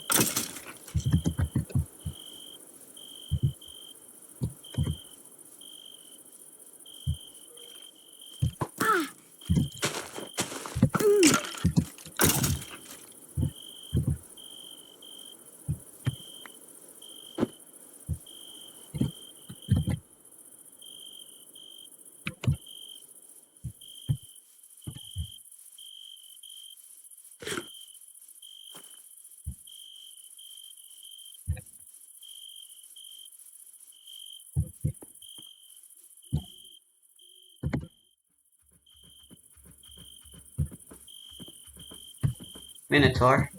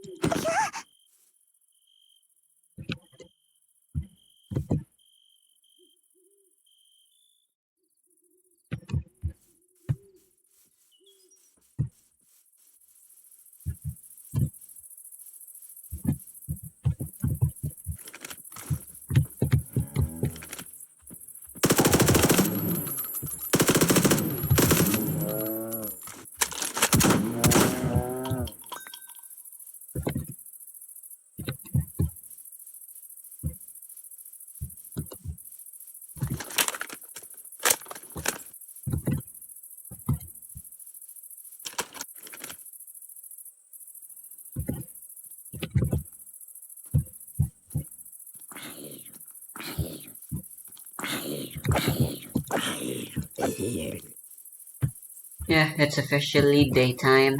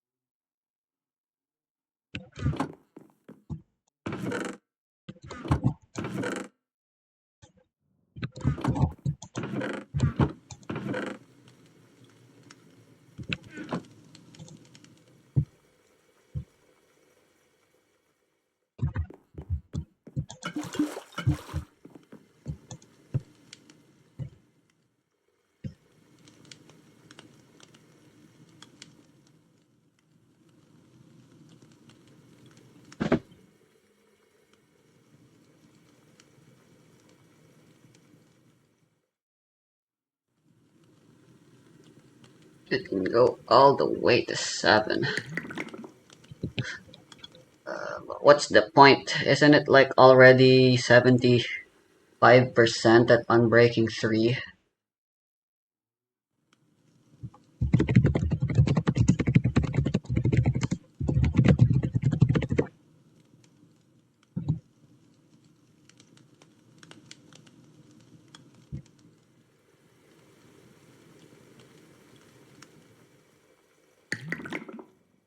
300% increase in life.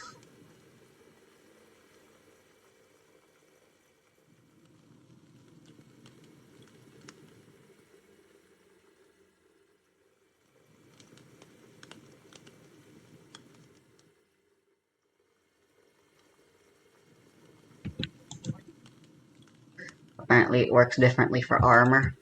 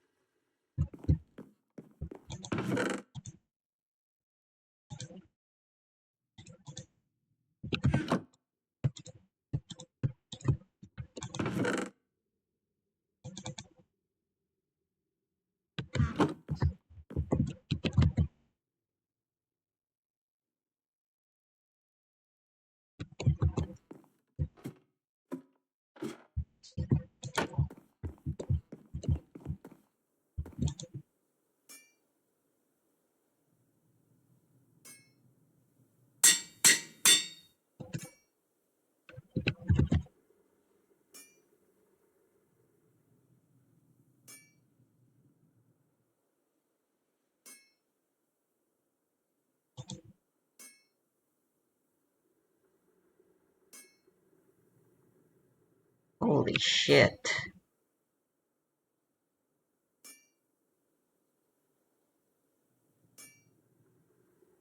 I think 3 will be never mind, it's gonna cost a lot either way, let's just max it out.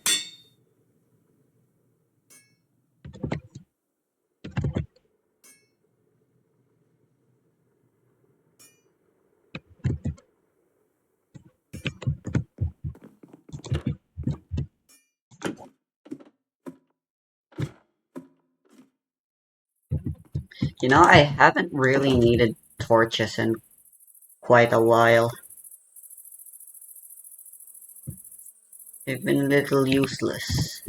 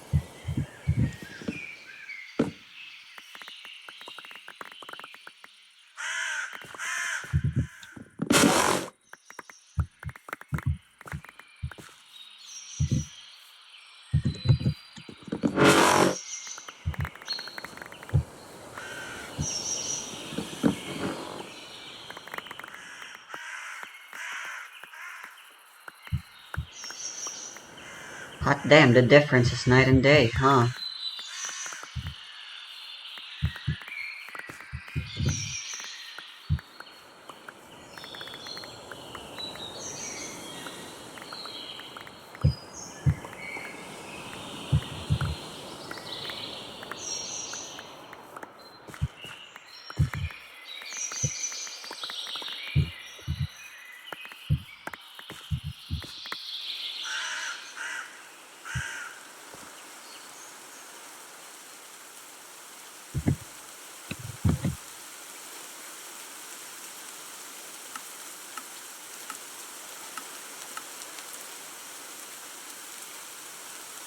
The fuck are all of these doing here?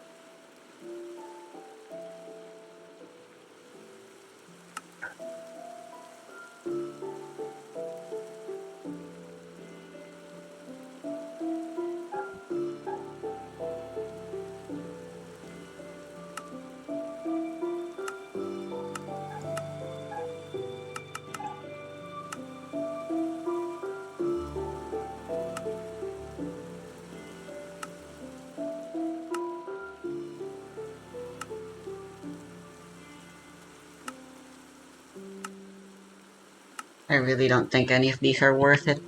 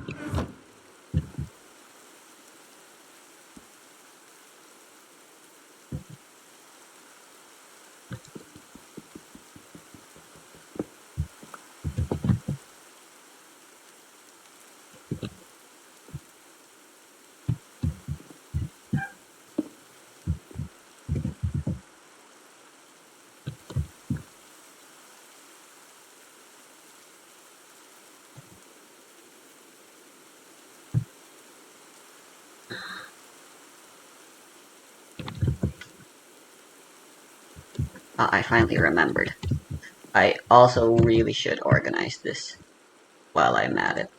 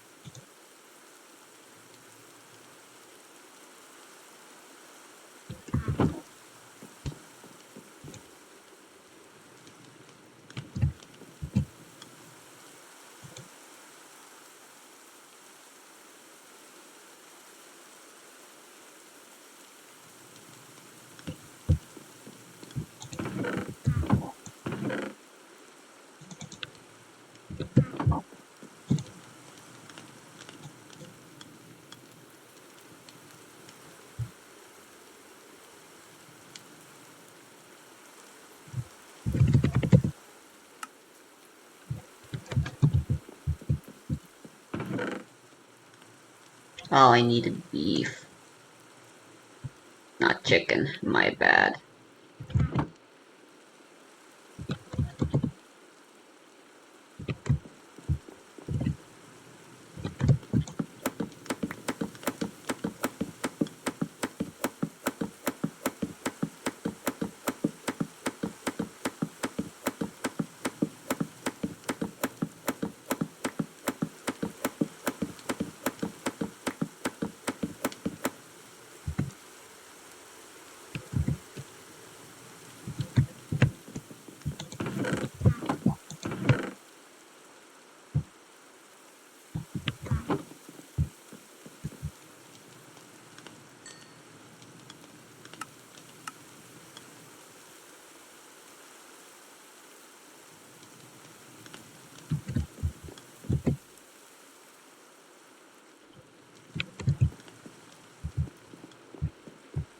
Seriously, it feels like time flies by too fast.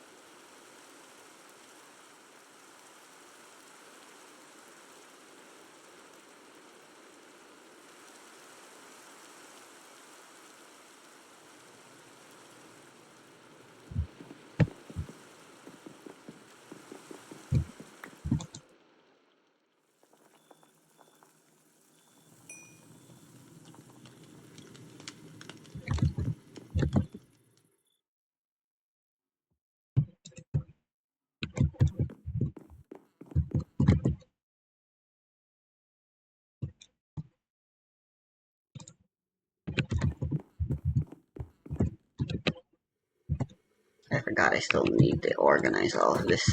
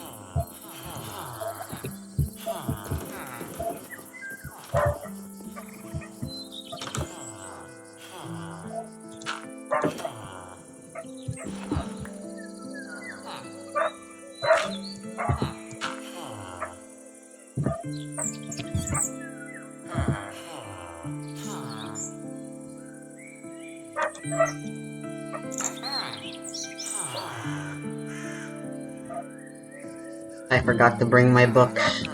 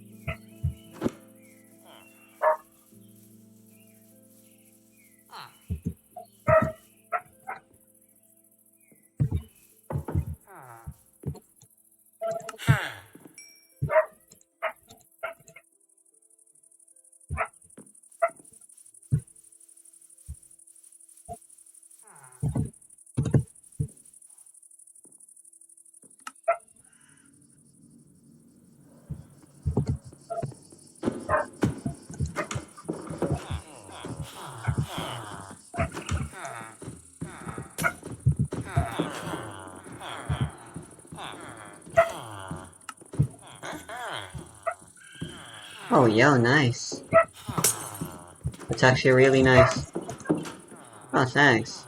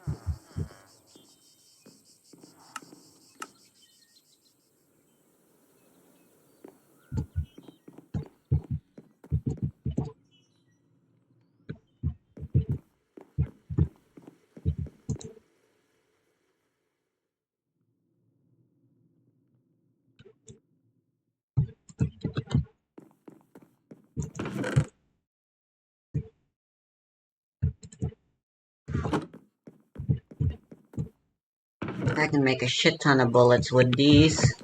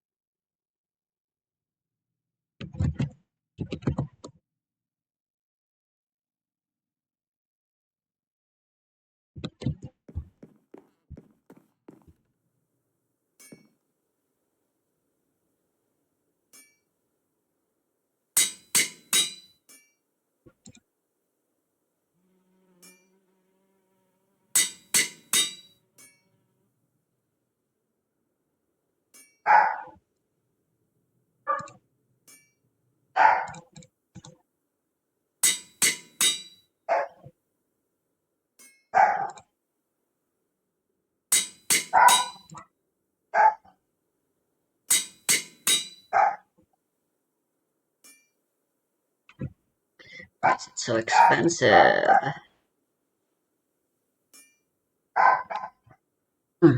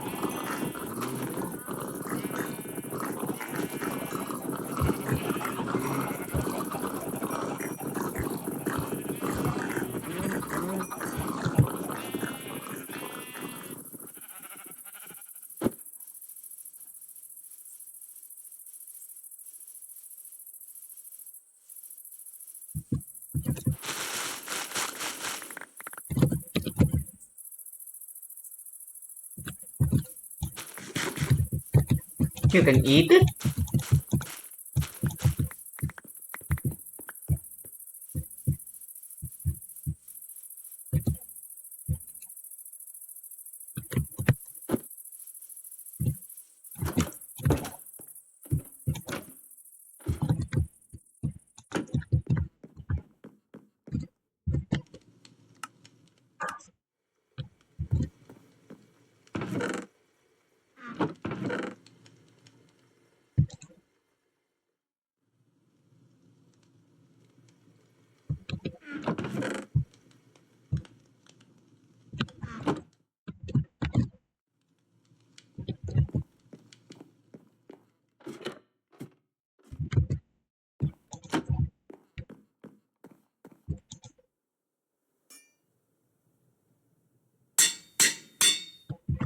Jeez.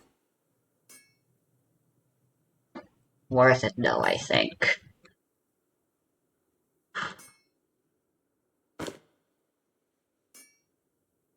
We're all dripped out now, baby.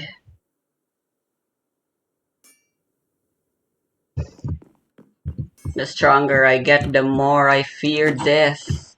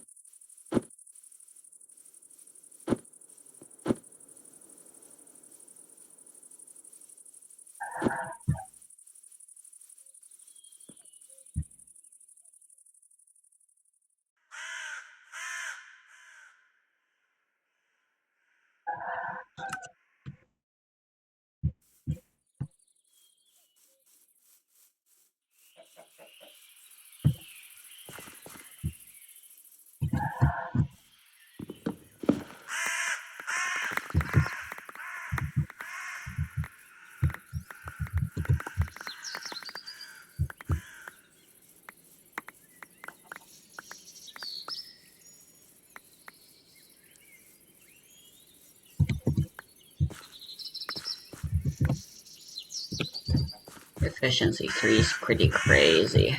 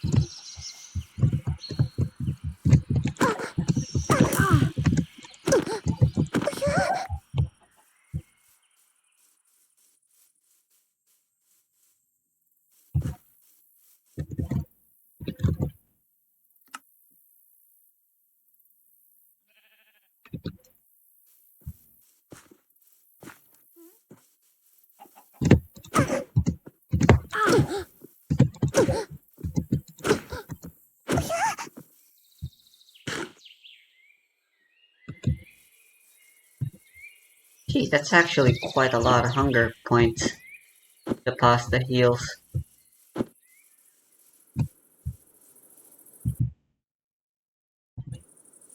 Ridiculous amount.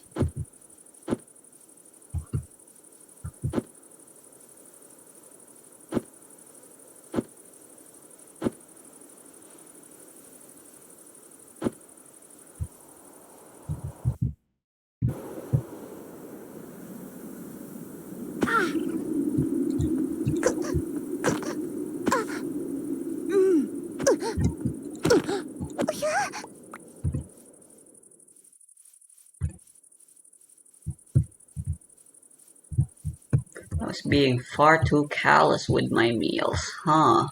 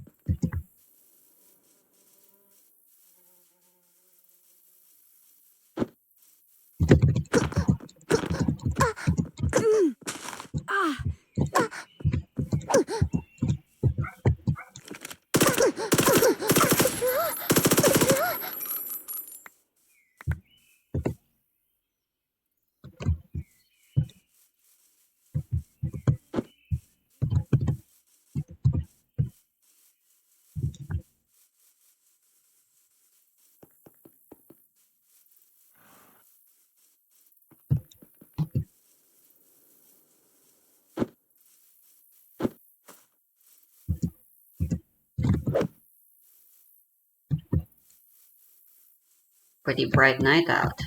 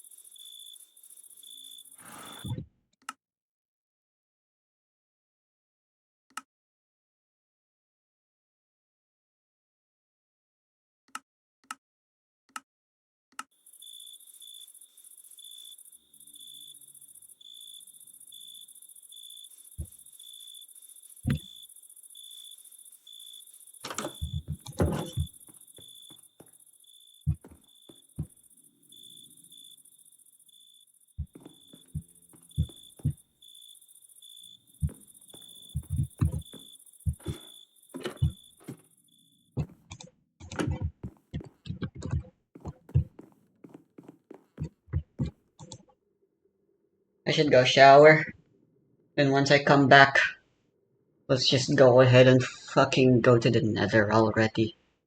I need the blaze powder for not just potions, but enderman. I have ender bullshits too.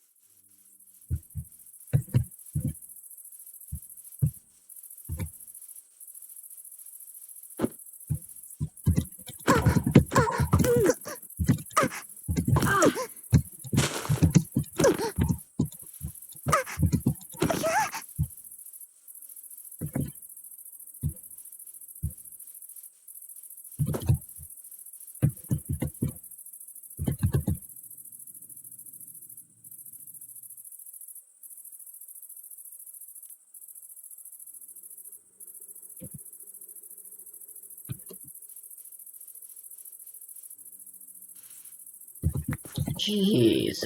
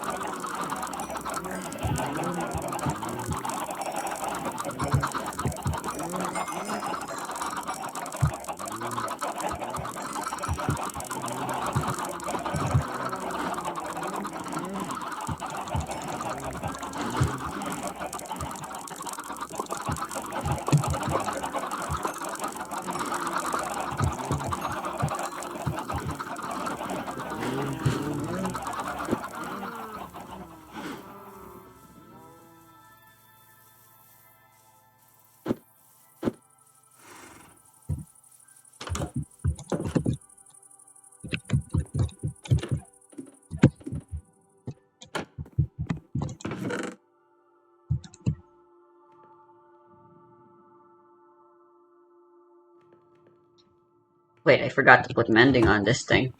What the fuck? I guess it won't matter at the moment. Really?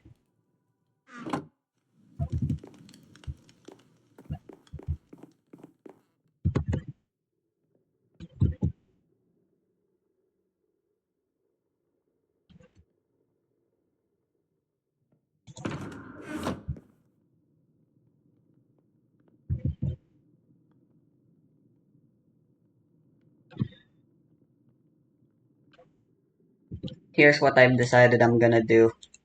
I'm going to add 5 death counters.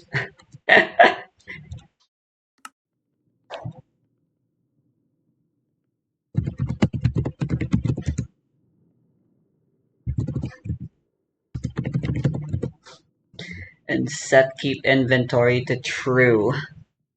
If I die, I'll set this back to false once I respawn.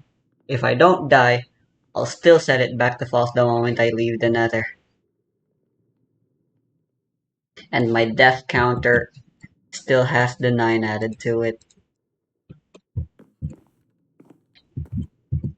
This is the only way I can quell my fear of death.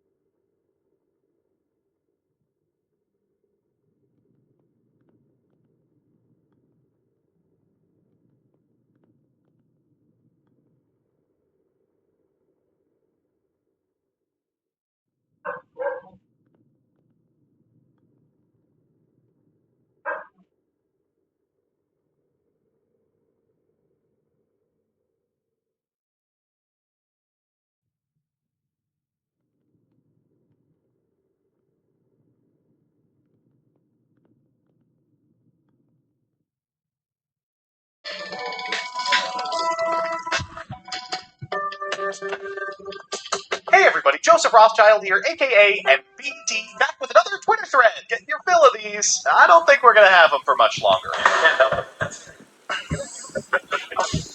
Anyway, today we're talking about products. So, if you're unfamiliar, Magic the Gathering a couple of weeks ago revealed that for their 30th anniversary celebration, they're going to be releasing $1,000 randomized packs of proxies. This has been completely derided by the player base as one of the most short-sighted, stupid ideas that Wizards of the Coast has ever come up with. So my Why question to you is, proxies? has Konami done worse? Usually the answer to that is yes, but we'll see in the replies below. What Excuse is the me? Konami product that you believe was the most ill-informed, had the least impact, or was the most baffling? I'm going to begin with the Why is the speed people dual who are packs. So if capable you're of unfamiliar, before the speed dual boxes releasing the became the way to genuine play and get new article cards into the speed dual making format, fakes? there were packs that released at about the same rate as normal packs. The unfortunate part was these packs had 0 playable cards in them. I think maybe 1 speed dual pack had any meta impact ever. Add to that the fact that they were 4 cards per pack and you weren't guaranteed a rare, and these felt awful to open. And I should know, I opened a lot of them. Rebecca says, the first Maximum Gold. A plethora of printing errors, miscuts, awful card quality, all to promote a slightly cooler rendition of a notoriously fan-hated rarity. The reprints were okay, but God, this sucked to open. Maximum Gold was fun because it finally answered the question, how common do misprints have to be before players are no longer excited for them? This common. Blazing Vortex, we just opened it on Progression Playoffs, and yeah, it's a snooze fest. The best card in here is Pot of Prosperity, and the third best card is White. Thanks, Swag. I 100% agree. Yu-Gi-Oh! Would be a lot better if this set never released. CG Alex again says, so we can all agree that this thing fucking rules and everyone wants one, but it's hilarious it just cannot hold cards. We haven't even gotten a modern rework of it. We did get a modern rework of it, but now it's like a collector's item and not something you can actually use. I actually have one, hold up. I draw! RJ says, it is hard to top Star Pack 2013. Correct. $2 for 3 of the worst cards you've ever seen, printed in the ugliest rarity ever. But worry not. It had a chase card, Utopia, a card so reprinted to death, it was cheaper to buy the single than to buy one Star Pack. For me, it's got to be Gold Series Haunted Mine. You can get a Ghost Rare in this set, right? Well, Why the is it Ghost so Rare is guaranteed, cold? which renders them not special at all. There isn't any enjoyment to pulling a ghost in this set. Above that, they're gold Ghost Rares. Alright, time for my unpopular opinion. I fucking love Haunted Mine. I will play the Ghost Gores all day. My opponent will see the reflection in my shirt. They will know I have Gores. Doesn't matter. It's about intimidation, folks. Ancient Guardians. You know, I will say, these are 3 archetypes that play completely uniquely and do really fun stuff.